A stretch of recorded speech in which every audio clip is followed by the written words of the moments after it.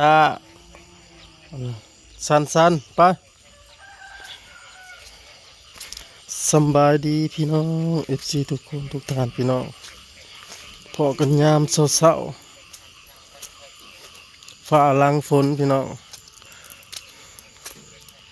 ฝนตกเบิดคืนเมื่อคืนตกหนักเด้อพี่น้องเมื่อคืนฟ้าเหลื่อมแห้งฝนตกห้ามเฮ็ดปวกเน่าเสียงกบห้องสนั่นได้ยินบ่พี่น้อง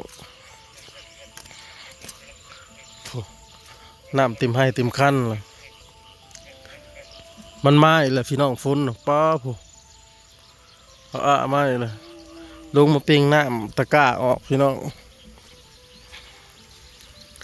มื้อนี้วันพระเนาะวันพระใหญ่ป่าเฮาเอิ้นมันศีลดับฝนสิตกวันศีลพี่น้องวันศีลแล้วฝนตกโลดสังเกตเบิ่งโอ้น้ำพี่น้องนี่ก็ฝนมาอีกแล้ว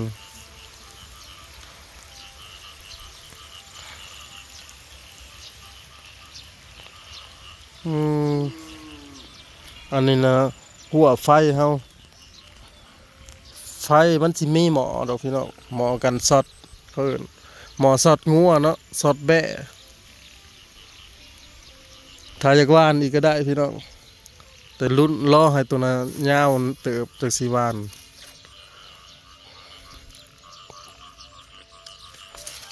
ฝนลิ้นมื้อนี้บ่ได้ไปเลาะเฮ็ดปวกพี่น้องเสียงกบเสียงเขียดฮ้อนสนั่นบรรยากาศอยู่บ้านหน้าเฮาพี่น้องตัวงัวตัวนั้นก็เป็นนี่คือแลนนะหาวฝนตกบ่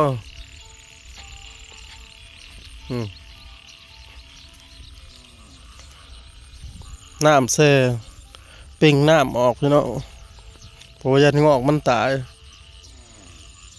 เพิ่งได้นกแล้วก็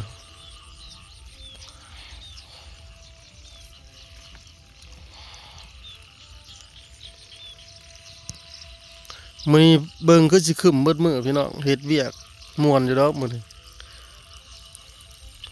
สิบ่มีแสงแดดป่านทันคายข้างหน้าเนาะ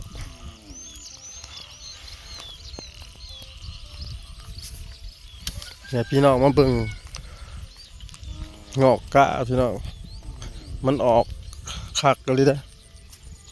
เห็นบ่พี่น้องผม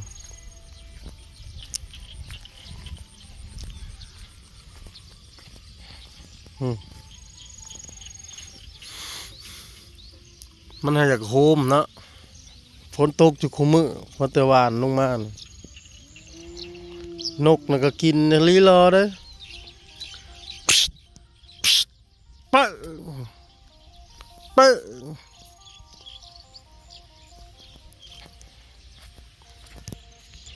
สบายดีพี่น้องรอปิ้งน้ำออกจากตะกร้าพี่น้องยันน้ำแช่ลายก็จะมันเน่า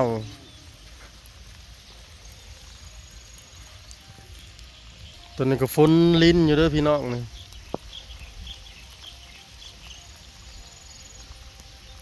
ฝนตกอยู่ตอนนี้จังผู้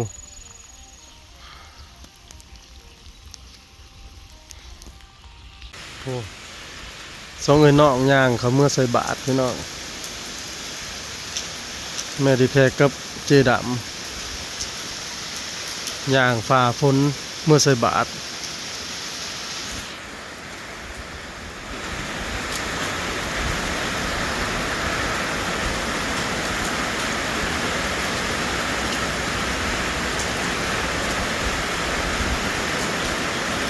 มันนี่ยันฝนตกบนมืออยู่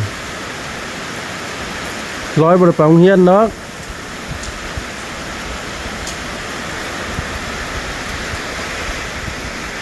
ฝนมาแล้วกบเขียนห้องอดแดด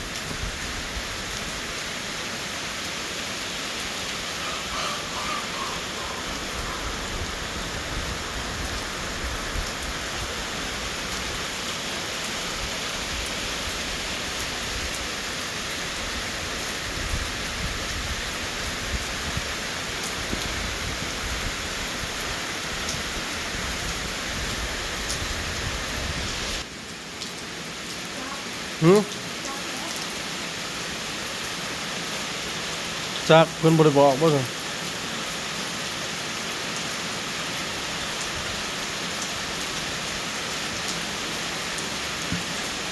ได้มายังไปเซ็งน่ะสิได้ขึ้นอยู่บ่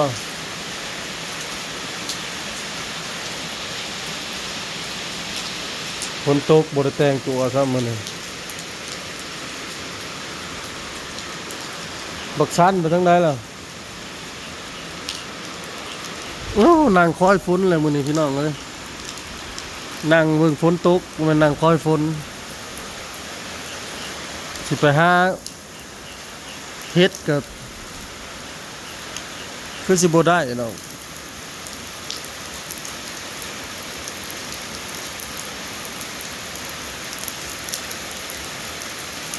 ต้นดอกไม้เฮาก็ซื่นเลยนี่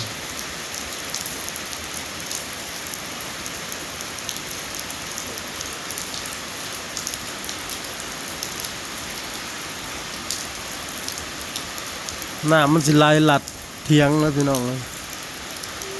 มันฝนแห้งอันนี้มันก็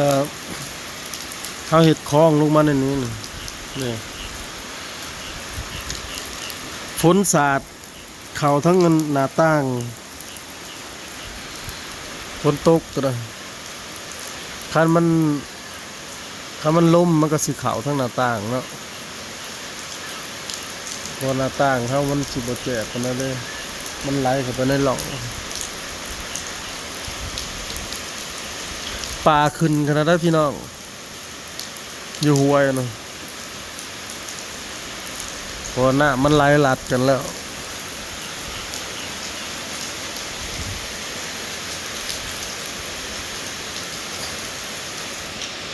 แห้งบาดนี่พี่น้องยิ่งแห้งขึ้นมาเลยแห้งนักขึ้นกว่าเก้าพ้นกันเลย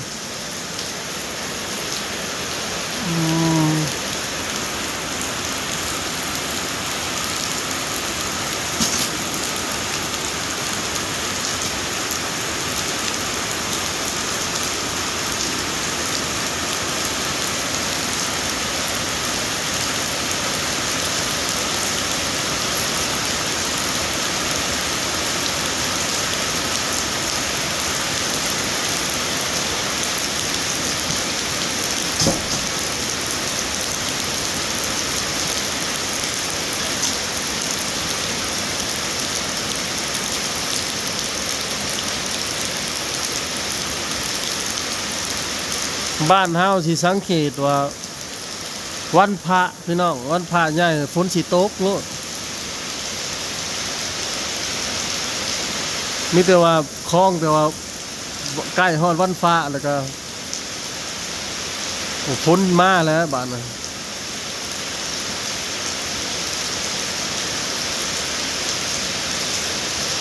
งัวก็ออกกินหญ้าบ่ได้เลยผู้อยู่คอกเข้าไปปล่อยล่ะ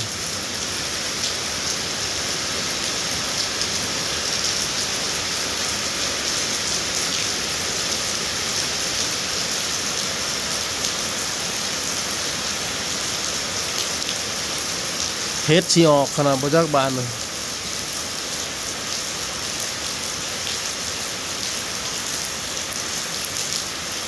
มันไปออกอยู่หน้าการพี่น้องเฮ็ดก็ได้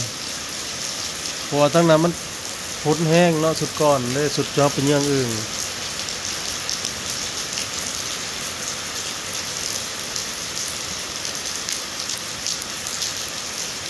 ทั้งเฮาก็ออกบ่หลายแบบออกห่างๆเนาะโอ้เสียงเขียดน้อยเฮาสนั่นอยู่เขียดตะแอกเขียดหน้าพี่น้องแต่เฮาข้าวเขายังน้อยนะคันย่ามหน้ามากเลยเขาถ้าพ่อถ้าแม่ลูกไปอันน่ะไทยหุดไทยหน้าดิยามฝนตกเนี่ยซุ่มเฮาเล็กน้อยเนาะตื่นมายามมื้อเช้าเนาะผมเมื่อยามมื้อเช้าสิได้ยินดอกเสียงเขียดน้อยห้องแอดแอดแอดเขียดหน้าคือว่ายามหน้ามาแล้วมีเขียดน้อยพักกระแยง